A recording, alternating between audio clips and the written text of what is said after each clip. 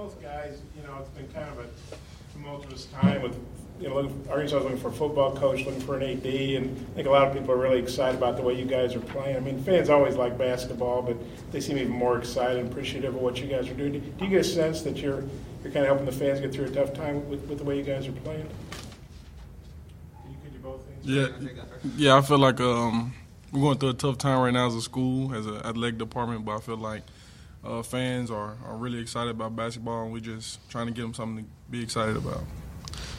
I think the same thing. It's just we're just kind of making the fans happy as of right now and just trying to give them as much entertainment as possible. Have you guys had anybody come up to you on campus or maybe around town and say, hey, thanks for playing so well, we really appreciate it, or anything like that? Or? No, I haven't had nobody say that around campus. I really kind of like a ghost on campus, honestly. So. Yeah, I'm like the same with JB. Most of the stuff I get is mostly on social media. Like fans say they're proud of us and the way we're playing and just happy for us. Jaylen, last night you were at the women's game. You all do some support all the time. I mean, you and the teammates come in and support them. Yeah, we try to support the girls as much as possible. We kind of cool with them and they cool with us. So when we just got a little free time, we try to show them our support because I know they show us some support as well. I guess for both guys, I guess I was reading the notes. This is going to be, the first time in 11 years, right, that Arkansas has played four straight games away from home. You guys had a long trip to Portland. Now you're going back on the road. How do you feel about all these games away from home right now? I like it. I think it gives us a chance to get out of our comfort zone and see where we at as a group, as a unit. Without the fans at Bud, how we going to create our own energy. And it's kind of like getting us ready for like SEC tournament or the NCAA tournament. So I think it's getting us prepared for something bigger.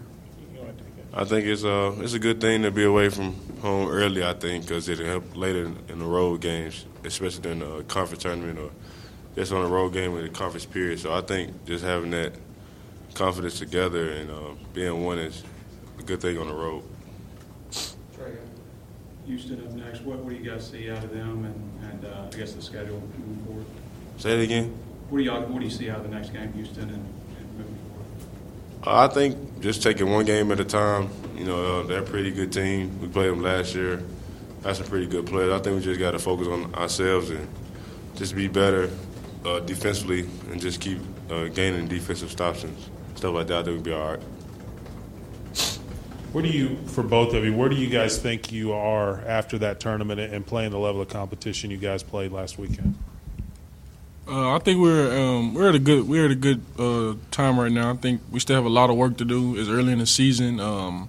Obviously, the North Carolina game went bad, but I think that really helped us see where we was at, and we're not where we want to be, but we're just gonna keep working.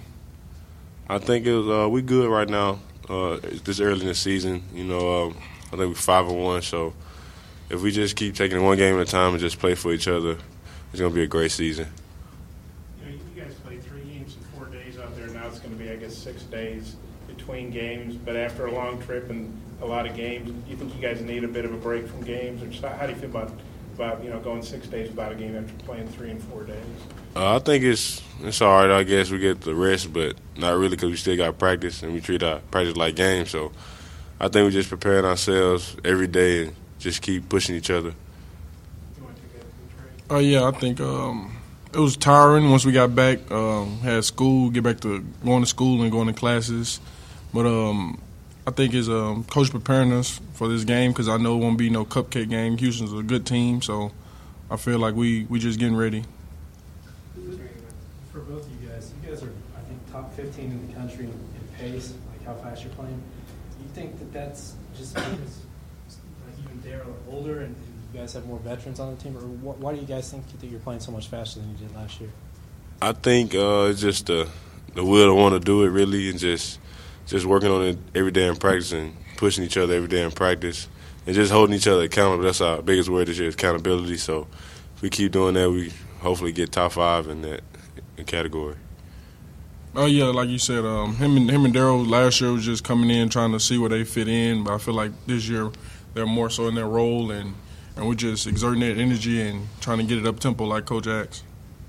You guys guys are playing away from home in Portland, but that was a neutral floor. This is, I guess Houston's actually playing a different arena because their arena's getting renovated. But this is going to be your only non-conference game that's in like the other team's city. Do you feel like you guys are ready for a real road game after the way you've played so far?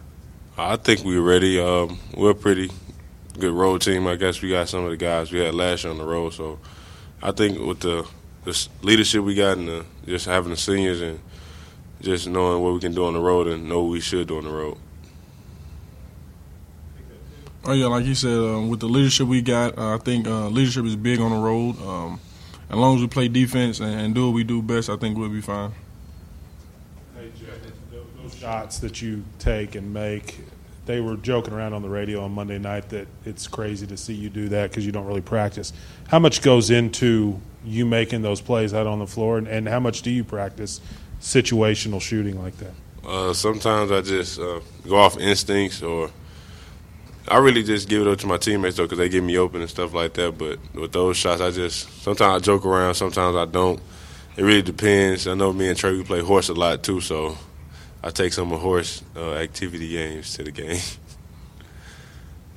Last year, Rob Gray, number 2 for Houston, he scored, I guess, 22 against you guys. He's averaging over 23 this year. What do you guys remember about him, and just what kind of player do you think he is? What kind of challenge will he present for your defense? He's quick. He's tough. He can score the ball.